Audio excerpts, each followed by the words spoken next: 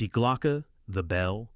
In the freezing winter of 1944, deep beneath the Owl Mountains near the Czech border, the SS initiated the final phase of a project so sensitive that it possessed the highest classification level in the Third Reich.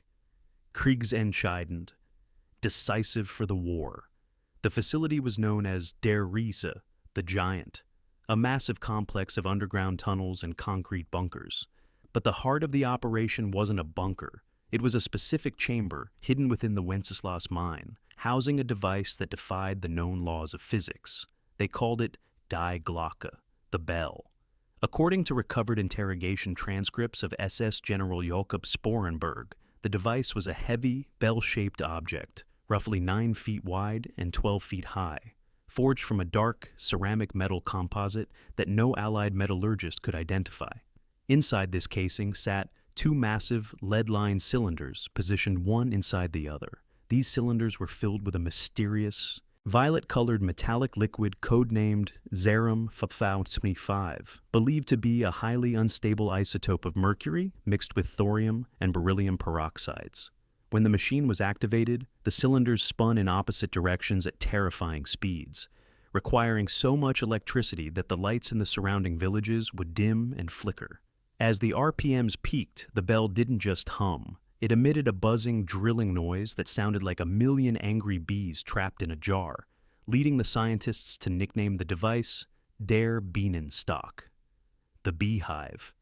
But the sound was the least of their worries. The device generated a torsion field, a vortex in the fabric of space-time itself.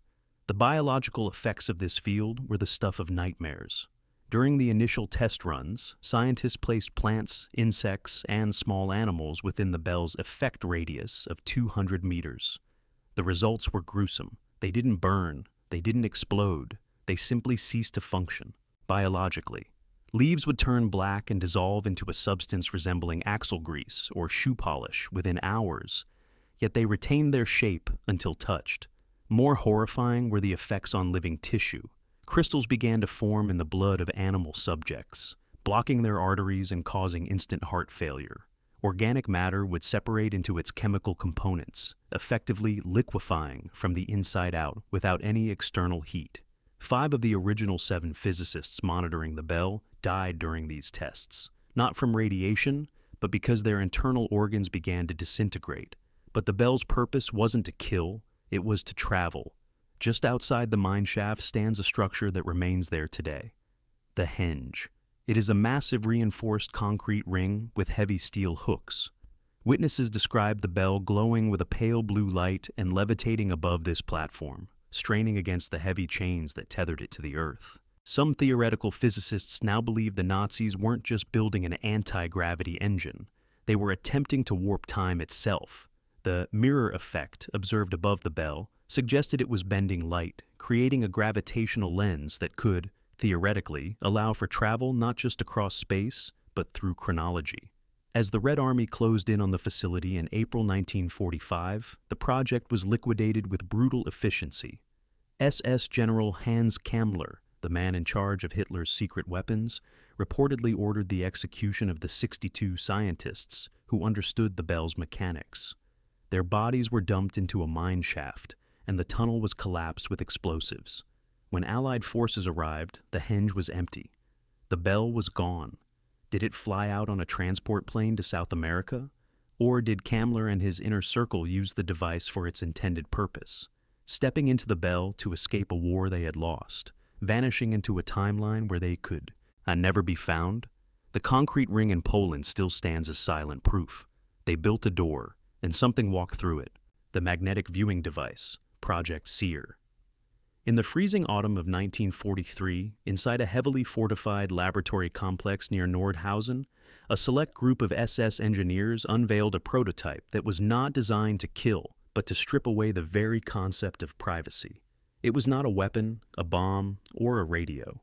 It was a device that rendered physical barriers irrelevant. They called it Project Seer, or Project Seer.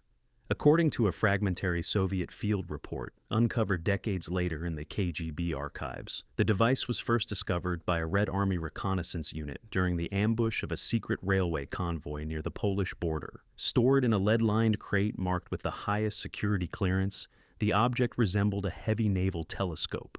But instead of glass, its lenses were crafted from a strange, opaque black crystal. Surrounding the barrel were 3 concentric rings made of copper and silver, designed to rotate at high velocity.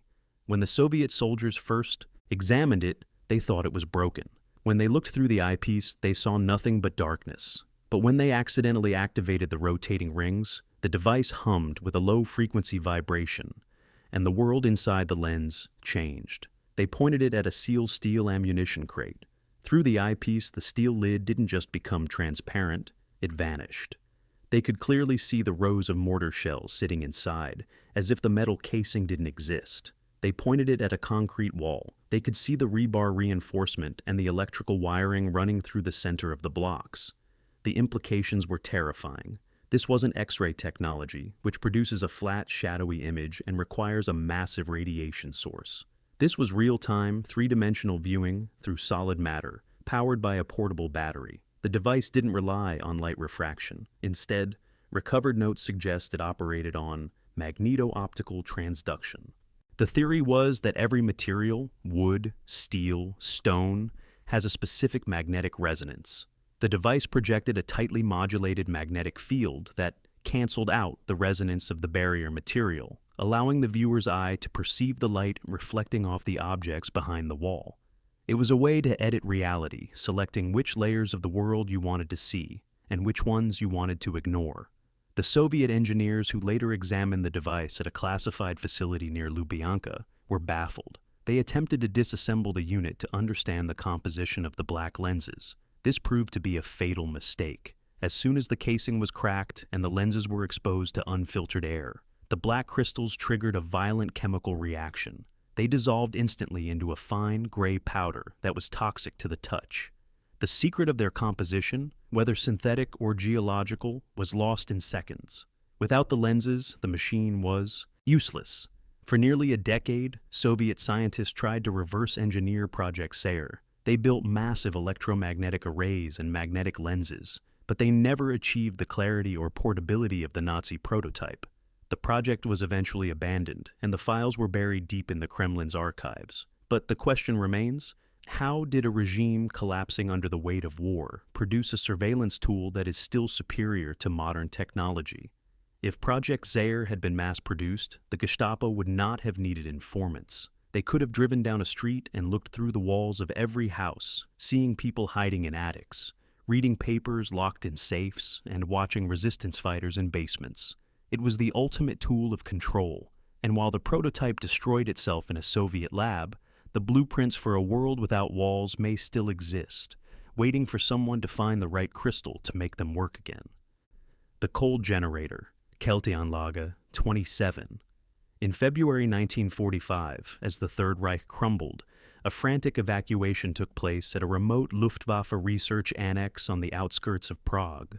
Trucks were loaded with files, gold, and weapons. But one specific item was treated with a reverence usually reserved for religious artifacts. It was not a bomb, and it was not a jet engine. It was a sealed cylindrical unit roughly the size of a beer keg, marked with red stenciling. Kälteanlage 27, the cold generator. History tells us that engines run on fire. You burn coal, oil, or gas to create heat, which turns a turbine. It is violent, loud, and hot. But Kälteanlage 27 was the opposite. It was an engine that ran on silence. According to fragments of Czech resistance dossiers and testimony from a defecting engineer named Viktor Kaplis, this device was the culmination of a decade-long search for free energy. The Nazis were desperate for fuel. Their oil lines were being bombed into oblivion. They needed a power source that didn't require supply lines. The cold generator was the answer. Inside the device was a pressurized chamber filled with a polarized magnetic emulsion, a liquid that reacted to electromagnetic fields. Surrounding this core were intricate rings of copper and silver that spun in a precise, oscillating rhythm. When activated, the machine didn't roar. It didn't exhaust smoke. It simply hummed. But as it generated massive amounts of voltage, enough to power the entire radar array of the facility, it exhibited a physical anomaly that terrified those who stood near it. It got cold. The laws of thermodynamics state that energy generation creates waste heat. Your car engine gets hot. A nuclear plant gets hot. The cold generator defied this law. As it produced electricity, it absorbed ambient heat from the room. Capitalists described the sensation of walking past it. It was like stepping into the shadow of a glacier. Even in a heated bunker, the walls near the device would be coated in a layer of white frost. The air felt thin and sharp, as if the energy was being pulled directly from the atmosphere itself, an implosion of power rather than an explosion. It was the first practical application of what modern physicists might call zero-point energy or vacuum energy, tapping into the background energy of the universe. When the facility was overrun, the order came down from high command: destroy it. The Nazis knew that a machine that required no fuel would make the oil-dependent economies of the West and the Soviet Union unstoppable or irrelevant. They couldn't let the Allies have it. The unit was rigged with explosives, but the explosion didn't just shatter the casing. Witnesses claimed the detonation looked wrong. The fireball seemed to be sucked inward for a split second before expanding, a final testament to the vacuum forces at play inside. For 50 years, the cold generator was considered a myth. But in 2003, a sealed packet of technical diagrams surfaced at an estate auction in Zurich, belonging to a former Swiss banker with ties to Nazi assets. The schematics detailed a magnetische Umkehrkammer, a magnetic inversion chamber. The physics described in those papers matched the resistance accounts perfectly. It outlined a method of using counter-rotating magnetic fields to create a dipole that pulled energy from the vacuum state. If Kälteanlage 27 was real, it means the energy crisis is a lie. We didn't need to drill for oil or split the atom. We just needed to learn how to harvest the cold. But a machine that destroys the trillion-dollar energy industry doesn't get put in a museum. It gets erased. And the frost on the bunker walls in Prague melted long ago, taking the secret of free power with it. The sonic paralysis weapon, Project Sound Fracture. In the desperate autumn of 1944, inside the heavily secured perimeter of the Oranienburg testing grounds north of Berlin, a group of SS physicists activated a weapon that was designed to end battles without firing a single bullet. It was not an explosive. It released no gas. It was invisible. The project was classified under the name Project Schallbruch, or Sound Fracture, and it represented the darkest intersection of acoustics and biology in human history. The device itself looked like a piece of industrial artillery, a massive mobile platform mounting a parabolic dish nearly 2 meters in diameter. But unlike a radar dish, which listens, this machine spoke. It was an infrasonic cannon. The human ear can hear frequencies between 20 hertz and 20,000 hertz. Anything below that is infrasound, a vibration you cannot hear, but your body can feel.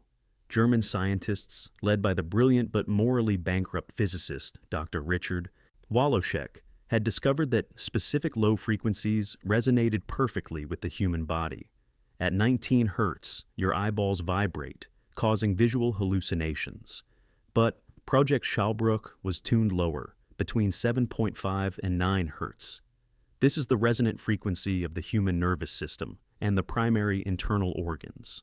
Test reports uncovered by British intelligence officers after the war paint a horrifying picture of the weapon's capabilities. During a live field test, a squad of prisoner subjects was positioned 30 meters from the emitter. When the device was activated, there was no bang. There was only a sudden, pressurized silence. The effect was instantaneous. The men didn't run, they didn't scream, they simply collapsed. But they weren't unconscious.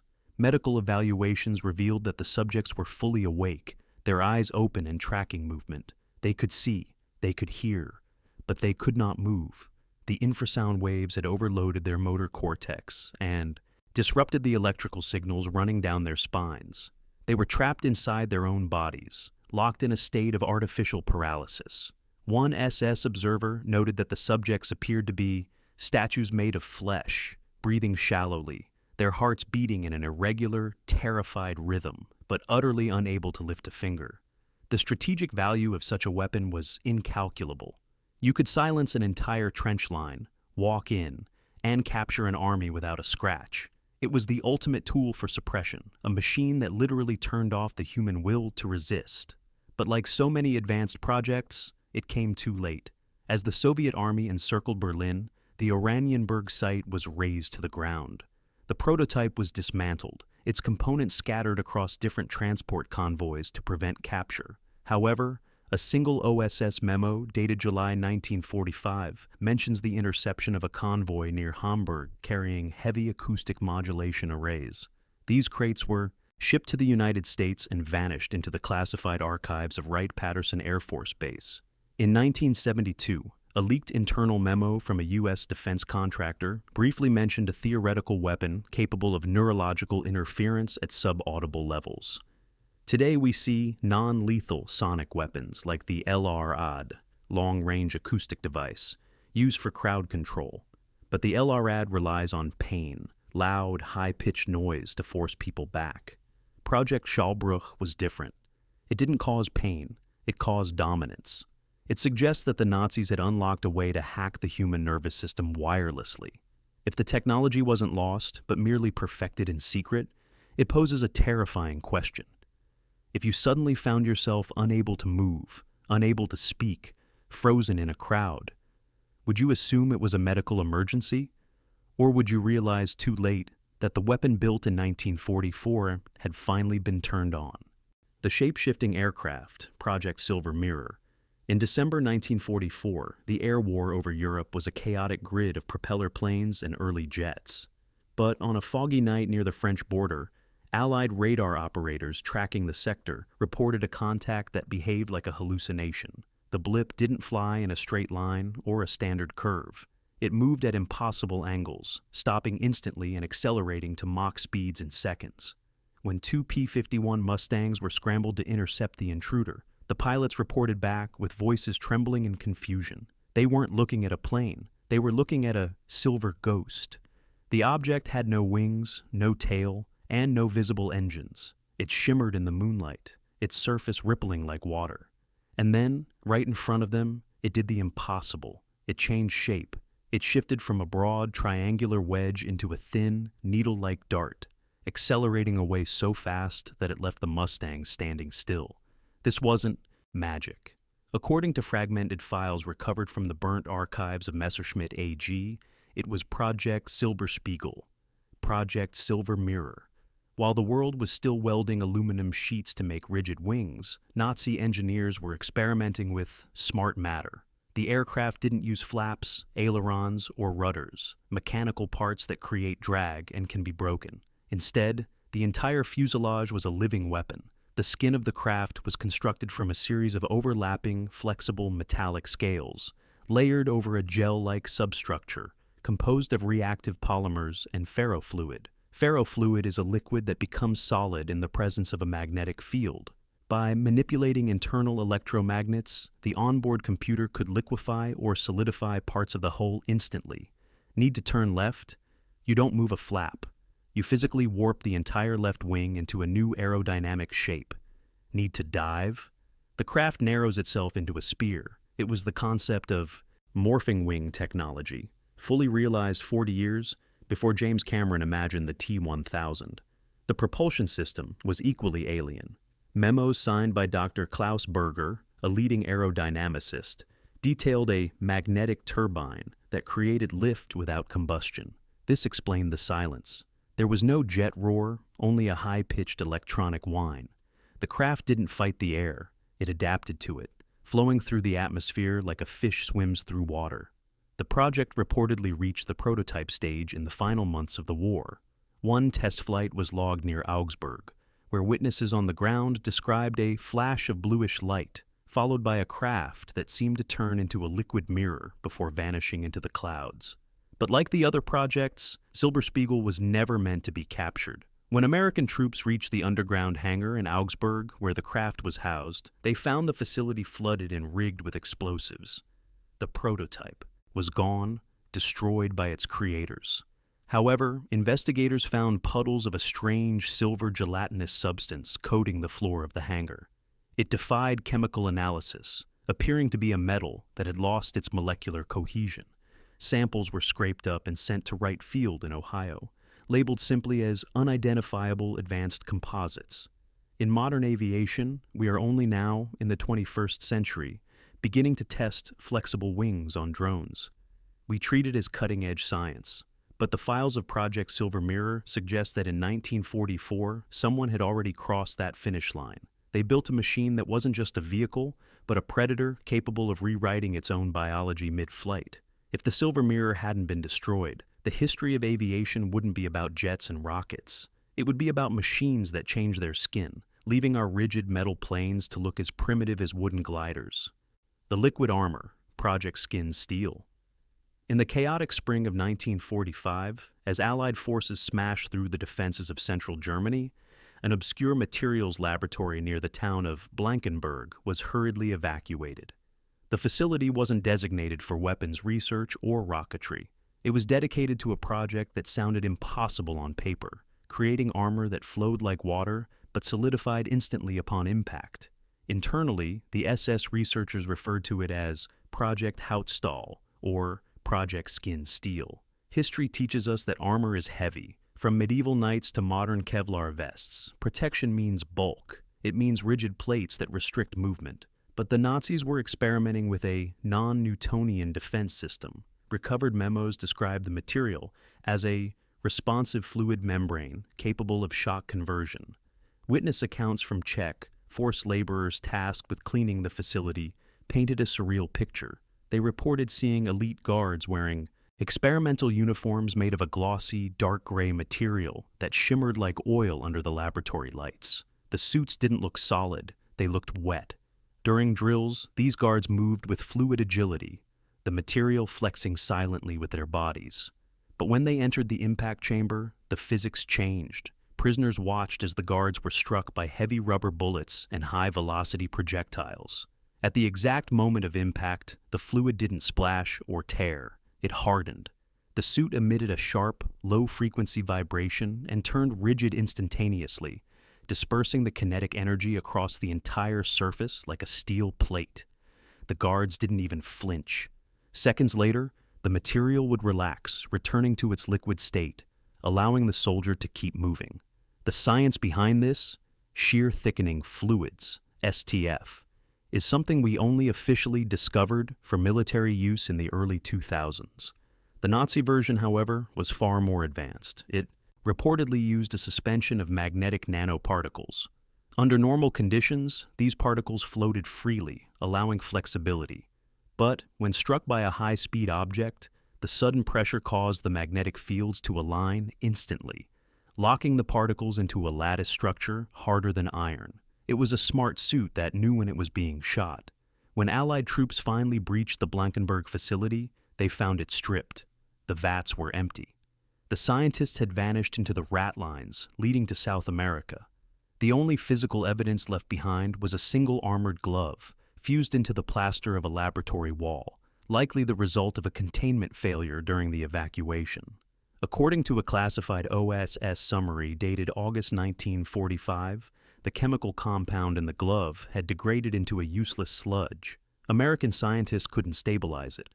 The recipe for the magnetic suspension was missing. For 60 years, liquid armor was considered science fiction.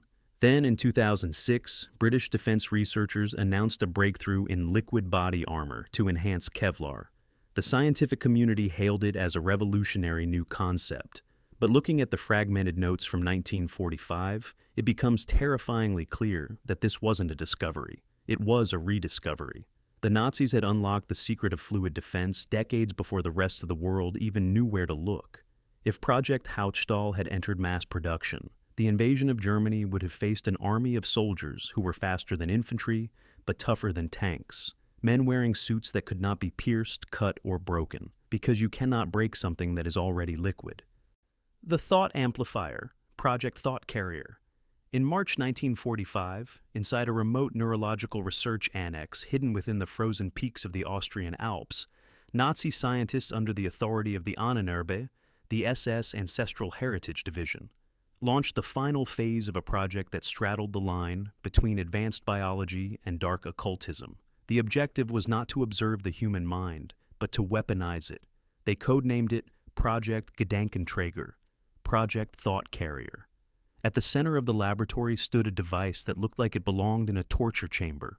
It was a helmet-like apparatus constructed of interwoven silver filaments, quartz lenses, and heavy copper induction rings. Its outer shell was layered with mica and insulated glass, while the inner structure was studded with amplifying crystals, set in a geometric array designed to mirror the neural pathways of the human brain. The Ahnenerbe scientists believed that thought was not just a chemical reaction, but an electrical broadcast. They theorized that if you could isolate the frequency of a specific thought and feed it through a magnetic amplifier, you could project it externally, turning the mind itself into a transmitter. Recovered fragments of SS engineering notes suggest that the helmet functioned by receiving neural impulses and boosting them through a series of oscillating magnetic fields. Initial tests on volunteer subjects, often political prisoners with high IQs, recorded terrifying results. When the machine was powered up, the subjects didn't just report headaches. They reported a sudden, violent expansion of consciousness. The lead engineer described one incident where a test subject entered an intense emotional state of panic. At that exact moment, a magnetic compass on a table 10 feet away began to spin uncontrollably. The subject wasn't touching it. The machine wasn't touching it. The thought signal had become strong enough to manipulate. Physical magnetism in the room. But the side effects were even more disturbing. Logs documented non-local memory retrieval. During high-intensity transmission phases, subjects would begin to describe personal events from the lives of the researchers standing behind the glass. Details about their childhoods, their families, and their secrets that the subjects could not possibly have known. It wasn't just amplifying thought, it was breaking down the barriers between minds. The helmet appeared to be creating a feedback loop where consciousness leaked out of the skull and saturated the environment. The final experiment took place just days before the facility was evacuated. According to the notes, the power was dialed to maximum output to test the range of transmission. The subject screamed that he could hear the stars. Then he fell silent. He suffered a massive cerebral hemorrhage. The power of the amplified signal had literally cooked his neural pathways from the inside out. He died instantly, his eyes wide open, staring at something no one else could see. Within 24 hours, the facility was scrubbed, the equipment was sealed in steel crates, and the project was erased from all formal records. The crates were never recovered. Years later, in 1967, a grainy black and white photo surfaced in a now defunct East German technical journal. It showed a helmet-shaped device nearly identical to the Gedankenträger prototype, mislabeled as an experimental electroshock therapy apparatus. The photo was removed from subsequent reprints, and the author of the article vanished from academic circles. In modern neuroscience, we are just now building brain-computer interfaces, BCIs, that allow paralyzed patients to move a mouse cursor with their thoughts. But Project Gedankenträger describes something entirely different. It wasn't about moving a cursor, it was about moving reality. It suggests that the Nazis discovered that the human mind is capable of broadcasting energy, but the biological hardware is too weak to handle the signal. They built a machine to boost the signal, and it worked too well. If the thought amplifier existed, it means the ultimate weapon isn't a bomb. It is the focused, amplified will of a single human mind, a force that can read secrets, move matter, and perhaps, if the power is high enough, scream loud enough for the universe to hear. The radar cloak skin, Project Fog Skin. In the final fiery weeks of World War II, as Allied bombers turned German industrial centers into ash, a small, undocumented flight test took place over the Baltic Sea that should have been impossible. According to a declassified British intelligence report dated April 1945, a radar station monitoring the Peenemünde sector picked up a Luftwaffe aircraft launching from a coastal runway. The signal was strong and clear. Then, 10 seconds after takeoff, the signal vanished. The operators assumed the plane had crashed or exploded, but visual observers on the ground reported something different. They could still see the aircraft climbing steadily into the cloud cover. It was there, physically, but electronically, it had ceased to exist. This was the first successful field test, of Project Nebelhaut, or Project Fog Skin. History tells us that stealth was invented by Americans in the 1970s with the F-117 Nighthawk.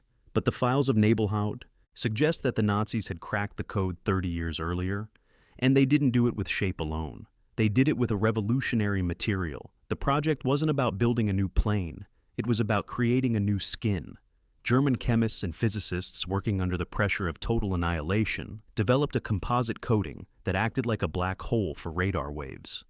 The material was a complex lattice of carbon-infused polymers blended with nanoscale iron particles, arranged in a precise geometric structure. Standard metal planes reflect radar waves back to the source, creating a ping. The fog skin did the opposite. It absorbed the electromagnetic energy, trapping the waves inside the polymer layers and converting them into harmless thermal dissipation. To a radar operator, the plane didn't look like an object. It looked like empty air. But the recovered technical sheets found decades later in a private collection in Argentina reveal a detail that makes this technology truly forbidden. The skin wasn't just passive paint, it was active. The diagram detailed a system where the pilot could run an electrical charge through the outer skin of the aircraft. This charge would alter the refractive index of the material in real time. This meant the aircraft could adapt. If the plane flew into a rainstorm, which normally changes a radar profile, the pilot could adjust the voltage to compensate. If the enemy switched radar frequencies, the skin could retune itself to absorb the new wavelength. It was a smart skin, a living camouflage that adapted to the environment. The project reached its operational testing phase only once before the end came. As Soviet tanks rolled toward Peenemünde, the order was given to scorch the earth. The hangars were burned, the prototypes were destroyed with thermite grenades, the engineers were evacuated or disappeared into the chaos of the retreat. When Allied technical teams finally arrived, they found the testing chambers flooded and the records burned. However, it is no coincidence that immediately following the war, American military research into radar-absorbent materials, RAM, skyrocketed. Internal memos from the early 1950s reference inherited electromagnetic data from Eastern theaters. When the world finally saw the F-117 Nighthawk in the 1980s, it was hailed as a miracle of modern engineering. Yet, its surface coating bore an eerie molecular similarity to the descriptions found in the burnt scraps of Project Nebelhaut. No one has ever publicly linked the two. No one has explained why Nazi Germany possessed the theoretical groundwork for active stealth decades before the transistor was even common. If the radar cloak skin truly worked, it means the boundary between visible and invisible warfare was breached long ago. A coating that erases an object from the electromagnetic spectrum does not just protect machines. It erases accountability. It allows a superpower to fly, undetected, strike without warning, and vanish without proof. The Nazis built the skin. The question is, who is wearing it now? The DNA-targeted bomb, Project Blood Pointer. In the freezing winter of 1945, as the Soviet front collapsed inward toward Berlin, a high-priority courier transport fleeing a biomedical research center near Posen was ambushed by Polish resistance fighters. They expected to find gold, artwork, or encryption machines. Instead, inside one of the armored attaché cases, they found a leather-bound notebook containing a terrifying vision of the future. The cover bore the stamp of the SS Eugenics Division, and the project name was handwritten in red ink: Project Blutzeiger, Project Blood Pointer. This was not a weapon designed to level cities. It wasn't meant to destroy tanks or sink battleships. It was a weapon designed to hunt. For years, the Nazi regime had been obsessed with blood purity and racial distinctiveness. But Project Blutzeiger took this obsession out of the realm of philosophy and into the realm of high-tech biological warfare. The documents outlined a theoretical weapon system that didn't target a location on a map. It targeted a sequence in the blood. The concept was a genetic discriminating agent. Nazi scientists, recruiting top biologists from German universities, were attempting to engineer a pathogen, likely a modified influenza virus, that acted as a biological key. The virus would be released as an aerosol cloud over a city or a battlefield.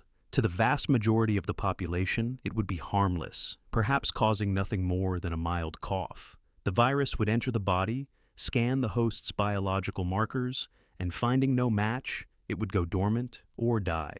But if the virus encountered a specific genetic signature, a particular cluster of alleles or protein markers associated with a specific family, ethnic group, or geographic ancestry, it would activate. Once triggered, the pathogen would replicate with explosive speed, causing rapid hemorrhaging and death within hours. It was the concept of a smart plague. The science required for such a weapon is staggering. In 1945, the structure of DNA had not yet been fully unlocked by Watson and Crick. Yet, the Nazi obsession with hereditary traits led them to a primitive but dangerous understanding of what we now call genetic polymorphisms. They knew that certain groups shared microscopic biological traits. If they could weaponize those traits, they wouldn't need concentration camps. They wouldn't need soldiers. They could simply release a cloud into the wind, and the wind would decide who lived and who died, based on the invisible codes written in their cells. The notebook found near Posen contained tables detailing the frequency of specific blood markers in various European populations. It was a targeting list. Fortunately, the war ended before the biology could catch up to the ambition. No functional prototype of the blood pointer bomb was ever recovered. The scientists listed in the notebook vanished during the chaotic final weeks of the war, likely recruited by the victors or escaping to South America under false identities. The notebook itself was buried in a private archive, verified only by handwriting analysis and cross-references to known SS medical personnel. But the true horror of Project Blutzeiger is not that it existed in 1945, it's that it predicted 2025. Today we have CRISPR technology, we have gene therapy, we have the ability to edit the building blocks of life. The Nazis dreamed of a weapon that could commit surgical genocide without firing a shot. They failed because they lacked the computing power and the genomic maps we possess today.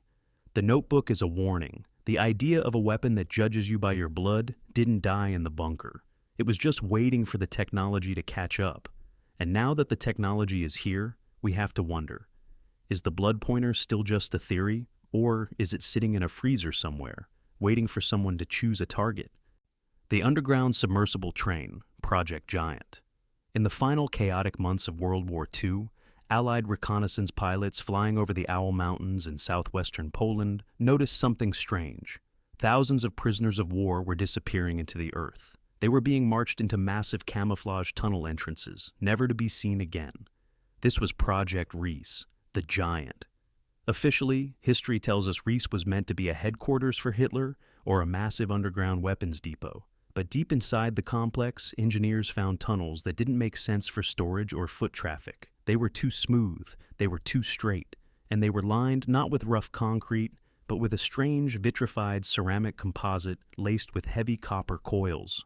According to suppressed OSS field reports and blueprints discovered in a sealed SS logistics vault, this infrastructure was the beginning of Project Unterstrombahn, the subcurrent rail.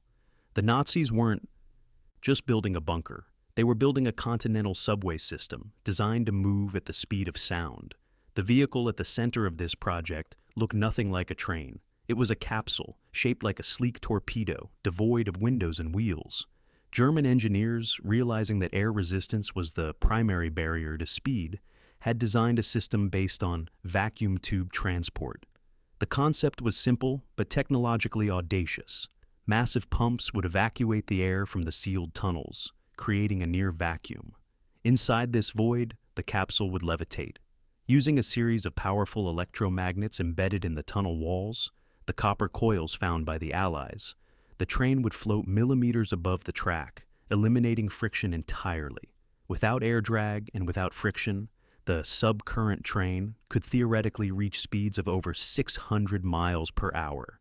It would allow high-ranking Nazi officials and critical technology to move from Berlin to the Alpine Redoubt in minutes, completely invisible to Allied bombers patrolling the sky. Recovered schematics detailed a propulsion system that used linear induction motors, the exact same technology used today in modern maglev trains in Japan and China.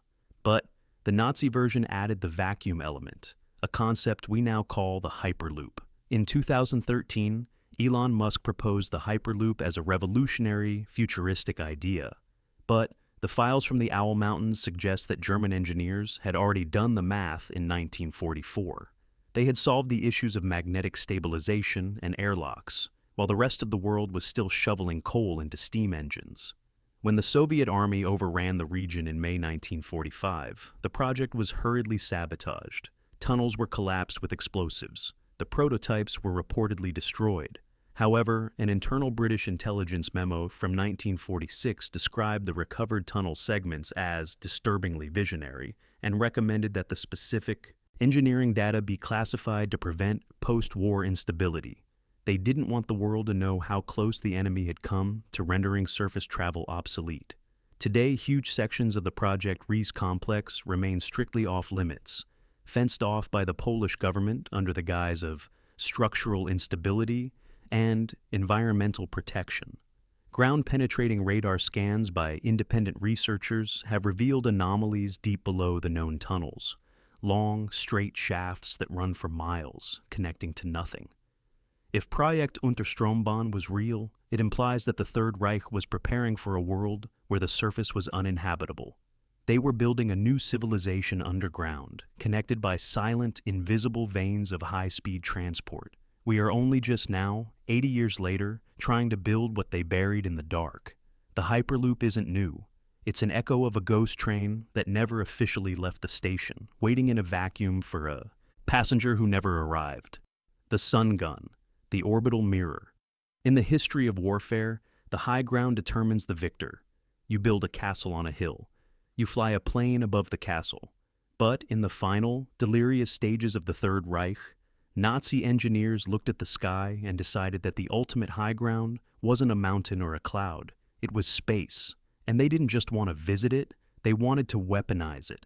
This is the story of the Sonnengewehr, the Sun Gun. While the V-2 rocket was terrorizing London, a team of physicists led by Hermann Oberth, the man widely considered the father of modern rocketry and the mentor to Wernher von Braun, was designing a weapon that makes a nuclear bomb look crude. A nuclear bomb destroys a city and leaves radiation. The Sun Gun was designed to burn a city off the face of the Earth using nothing but light. The concept was terrifyingly simple, rooted in the ancient legend of Archimedes, who allegedly used polished shields to focus sunlight and set Roman ships on fire. But Oberth wasn't building shields. He was designing a colossal concave mirror over a mile in diameter to be assembled in geostationary orbit, 5,100 miles above the Earth's surface. The station would be manned by a crew of Nazi astronauts living in permanent orbit, a concept that effectively invented the space station decades before the ISS. These operators would use maneuvering thrusters to tilt the massive mirror, catching the unadulterated, unfiltered power of the sun and focusing it into a concentrated beam of intense heat. The physics were sound. In space, without the atmosphere to scatter the light, the sun's energy is potent. Focused onto a specific point on the Earth's surface, the beam would be hot enough to boil reservoirs, wither crops instantly, and ignite firestorms that would consume entire metropolitan areas. Recovered project files indicate that the Nazis weren't just thinking theoretically. They had selected targets. Pittsburgh, Pennsylvania, the heart of the American steel industry, was top of the list. They calculated that they could turn the entire city into a blast furnace from space, halting U.S. tank production without ever landing a soldier on American soil. The audacity of the engineering is what makes this the ultimate forbidden invention. To build it, Oberth proposed a method of using prefabricated metallic sodium sections, transported to orbit by a fleet of advanced rockets, successors to the V-2, and assembled by astronauts wearing magnetized boots. They even designed the hydroponic gardens that would produce oxygen for the crew and the solar-powered dynamos that would run the station's electrical systems. In 1945, this sounded like lunacy, but when American intelligence officers interrogated Oberth after the war, asking if the Sun Gun was just propaganda, he reportedly looked at them and said, "It is perfectly scientifically possible." Decades later, in a 1957 interview, Oberth stood by his design, estimating that with enough funding, the mirror could have been operational by the 1990s. The Sun Gun represents the terrifying apex of Nazi ambition. They didn't just want to conquer Europe, they wanted to harness the stars. While the project never left the drawing board because the war ended before they could build the rockets to lift it, the blueprint remains the most dangerous idea ever conceived. It was the ultimate sword of Damocles, hanging invisible in the sky, ready to burn any nation that disobeyed. We often celebrate the space race as a peaceful journey to the moon, but we forget that the road to space was paved by men who wanted to turn the sun into a sniper rifle. If the war had dragged on another decade, the first light appearing over the horizon wouldn't have been the dawn. It would have been the end. 11 inventions. 11 glimpses into a world that almost was. From the stealth bombers that could have erased our cities to the genetic weapons that could have erased our humanity. We tell ourselves that technology is neutral, that science is progress. But these files prove that science is a weapon, and in the wrong hands, it doesn't bring the light. It brings the fire. The scary part isn't that the Nazis failed. It's that the math worked. The prototypes worked. The physics worked. They simply ran out of time.